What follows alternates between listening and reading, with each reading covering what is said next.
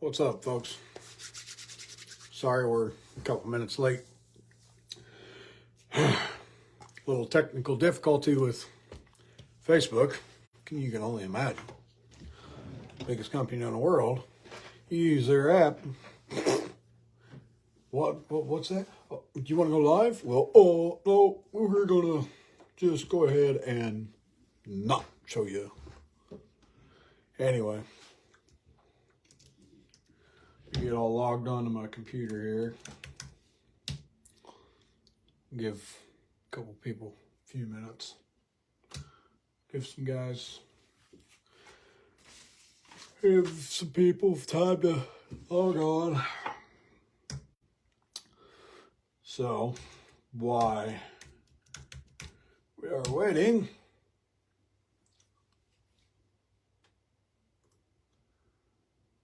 I'll tell you a little something about what's going on. So today, got up super early this morning, got all videos finished, uploaded to the server, ready to go. Thinking hopefully maybe next Thursday we'll go live with all the episodes.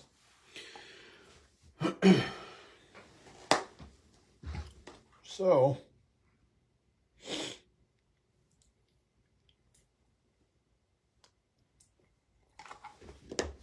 I was up at about 3 o'clock this morning just to get that finished for you guys.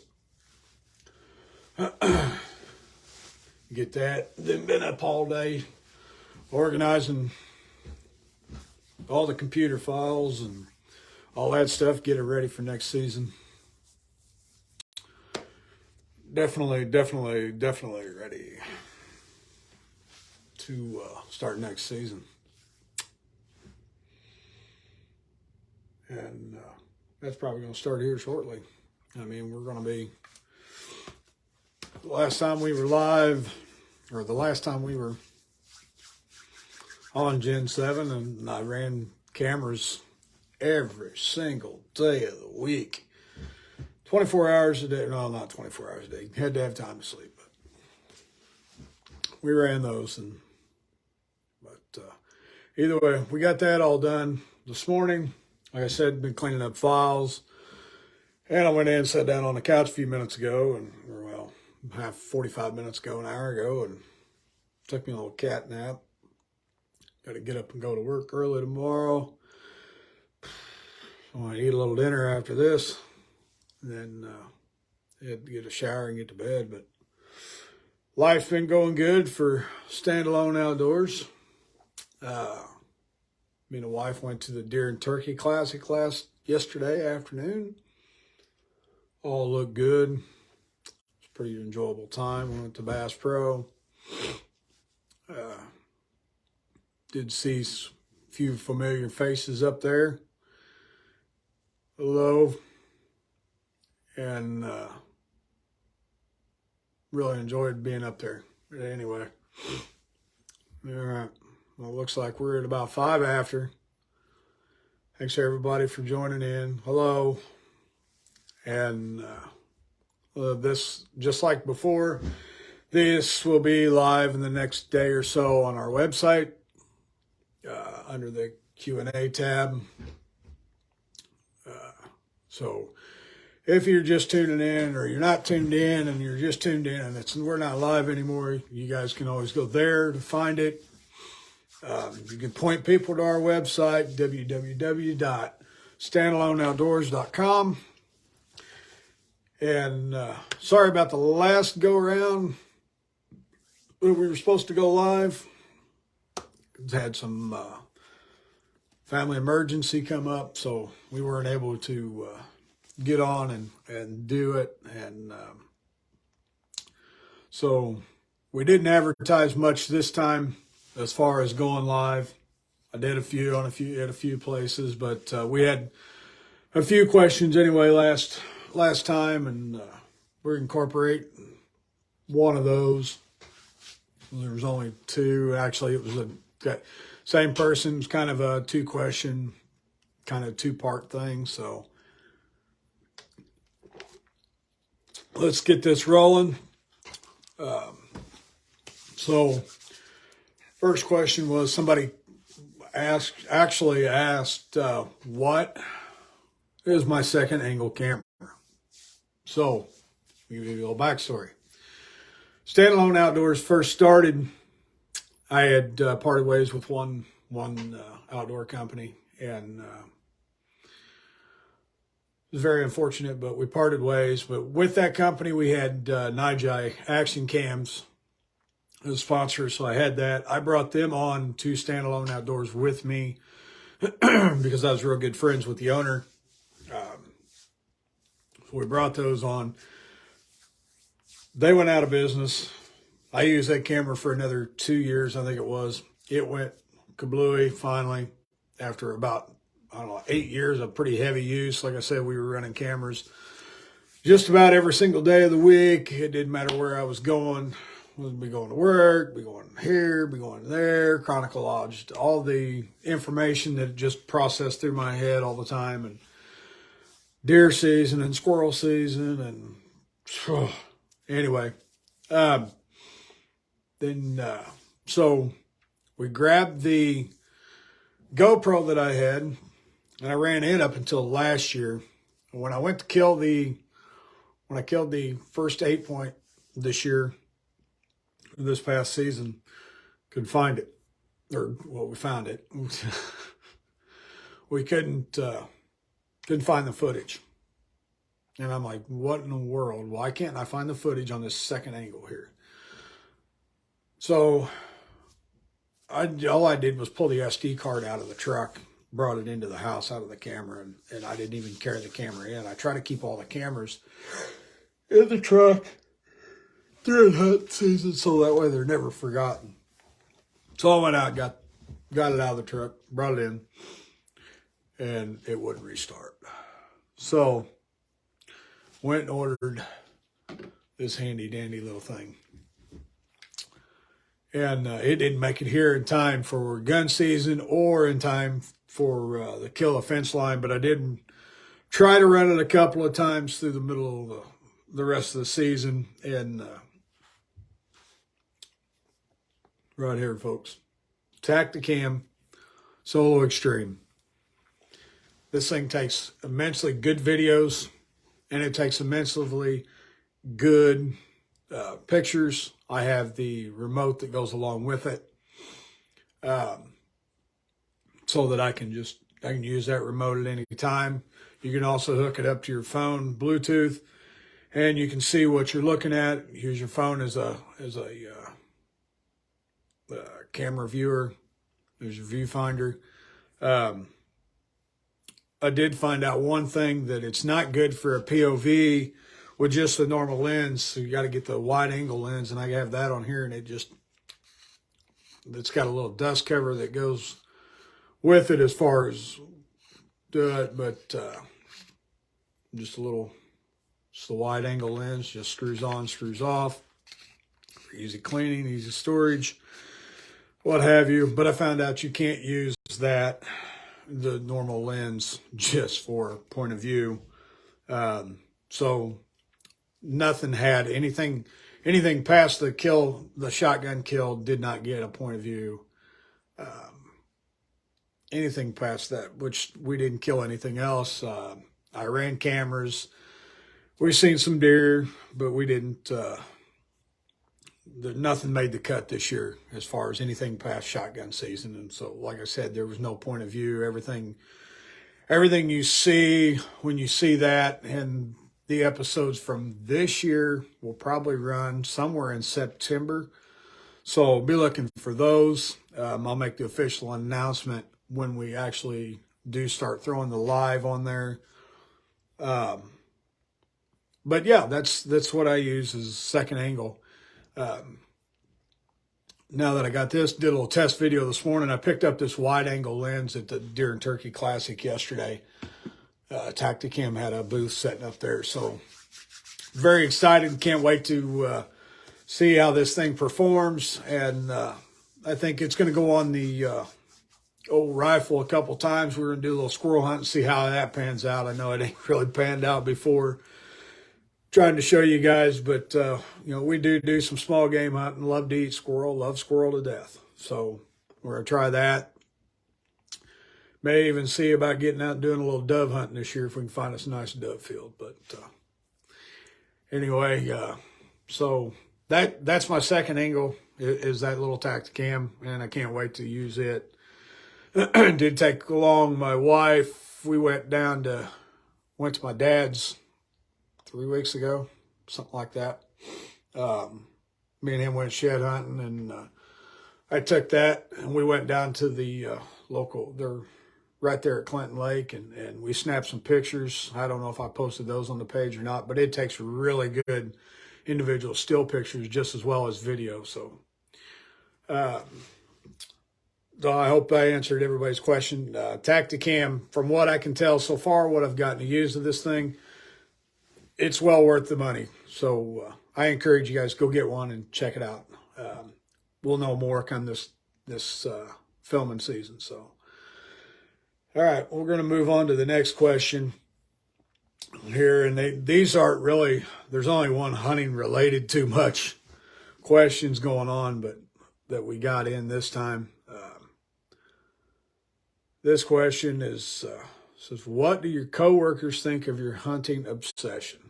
Well, my coworkers, basically my employees. I am plant manager for local dairy.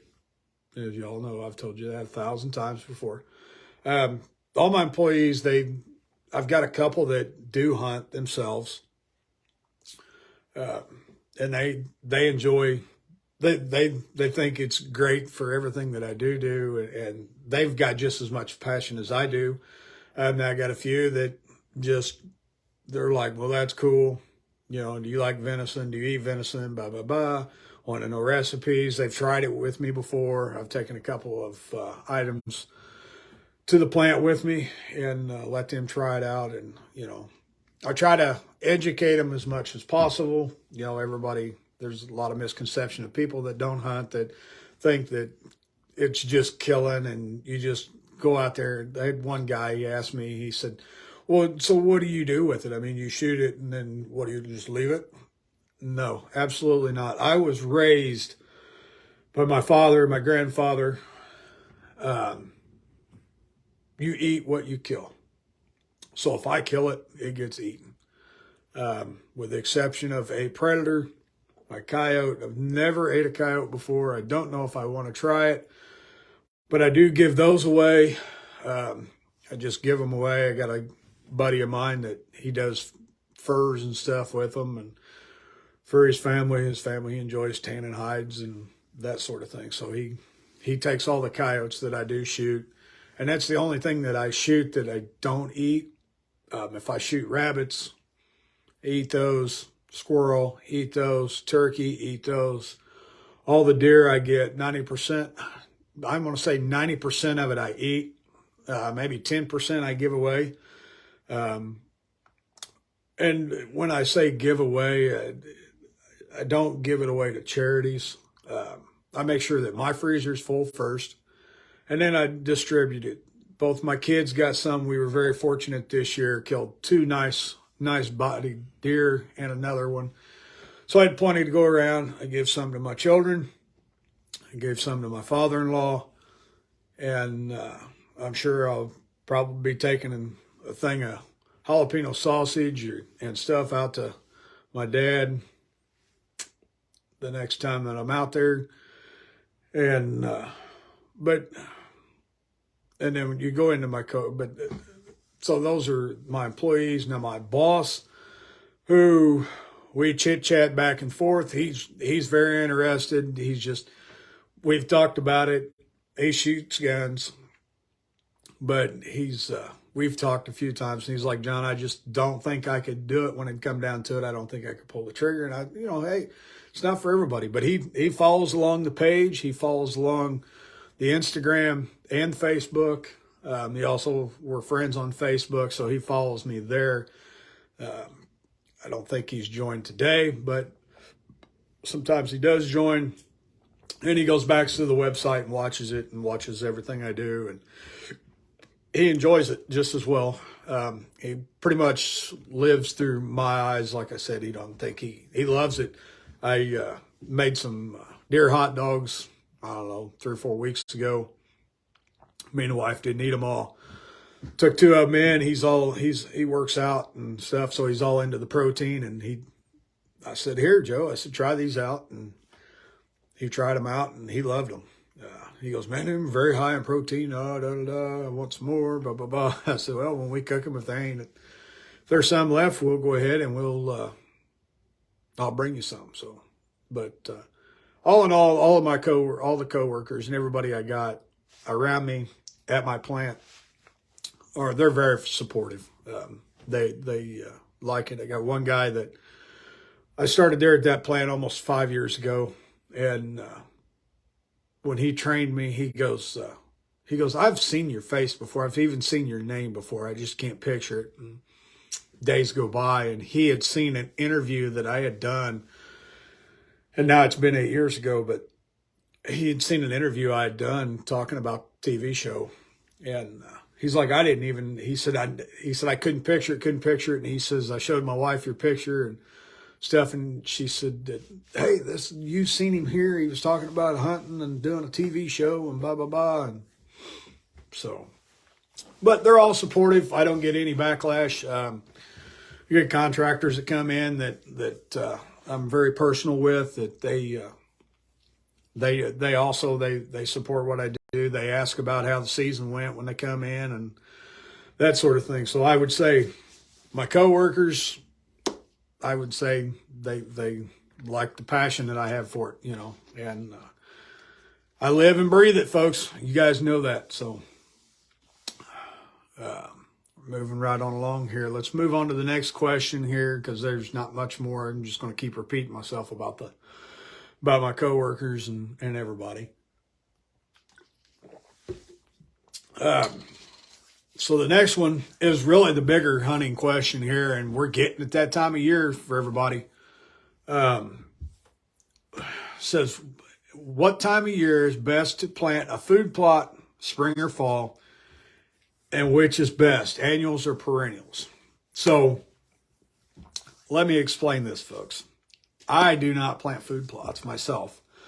So I had to do a little research, and I pulled a pretty good answer off the internet and come up with some things. And I hope I answered this question the best I can here. Like I said, I don't plant food plots. I planted one last year for my dad.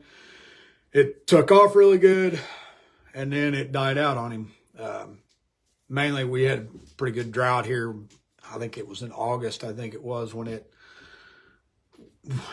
died out on him, July or August. We planted it early spring, but we had unseasonably dry weather here in Illinois last summer, if any of you guys remember that stuff. So what I dug up from the internet is you can plant both. So, do a soil test, perhaps even at your local farm, store, garden center, before you buy and establish what will perform best on your site. I mean, talk to the farmers around. If you're out there, talk to the farmers around, see what kind of soil tests they do. pH levels are good, I've heard, that sort of thing. We didn't do any of that stuff at my dad's. I went and bought some local throw and grow, took it out there, and also bought I think turnips is what I put out there as well. We just bought some of that, busted up the ground real good, threw it out, and it took off. It looked really good, and he had deer coming to it, and then it died off. But I'd like to think in the back of my head, and I'm sure he does too, that's what brought some of the deer into him this year and attracted some of them. I know, I would like to think it. The other thing, and I kind of did a little bit of research it was kind of Illinois, alfalfa, clover. Those are some of the best forage plants provide year after year.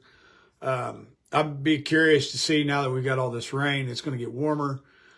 I'm be kind of curious to see if any of that clover pops up, because I know there was some clover in there, I believe, and there might even been some alfalfa mixed in that throw and grow. But I'd be kind of curious to see if any of that pops back up on him this year. Like I said, I don't do food plots. What I got 10-acre spot, I don't need the food plots. Basically, mine's a run through. I could do a food plot, and I've toyed with the idea, but I've got no way to get heavy machinery down there, even light machinery to get back to where I would want to plant a food plot. It'd just be so difficult to carry everything down there, and to me, it's just not worth it.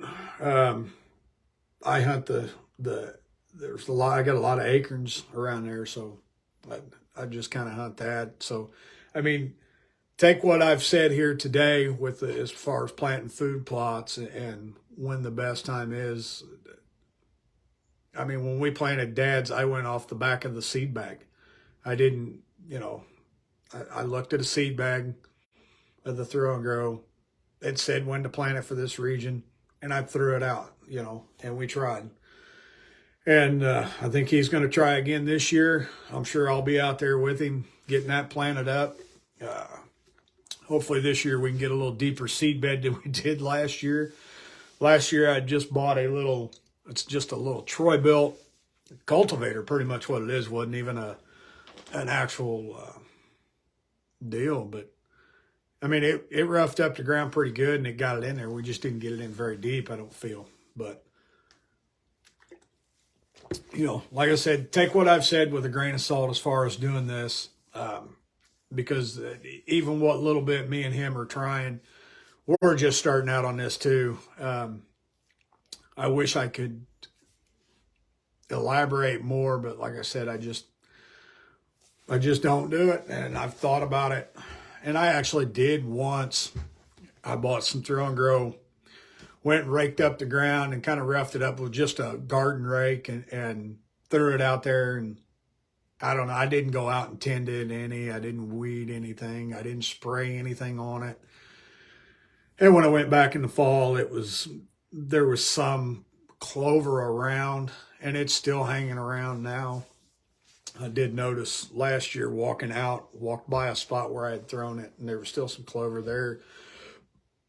But that's my best advice is do a soil test, see what best would grow in your area. See what you want to plant. Talk to your local farmers, see where they go do their soil test, and then just follow their instruction. I mean, they're the farmer. They're the ones out there making the food for America. And I think each and every farmer that's out there, they put the food on our table year round. So thank everybody for that. And that's just my food for thought. Like I said, take it with a grain of salt. Don't hold a candle to what I've said here today as far as that goes. So looks like we're closing in here we've been on about 20 minutes, and I'm going to keep continuing to ramble on. If we continue on here rambling on about stupid stuff, we'll be on again in 2 weeks with another question and answers. And hopefully I can get a little better knowledge of some things, and I might do a little more digging on this food plot thing. I don't know. Just to kind of give you guys a little better interest in that. But we appreciate you guys, and be looking for the official announcement, like I said, as far as when the show will go live on Gen 7, where they are on demand now. If you've seen me advertising, we appreciate it. We appreciate all the views that we're getting, and we appreciate you guys supporting the comeback as far as getting back on live TV. Very excited. I can't wait to see this past year's episodes air. Even the years prior, I can't wait. But as soon as me and Jody come up with a final date, I'll get that posted, and It's more than likely going to be on a Thursday. Don't know.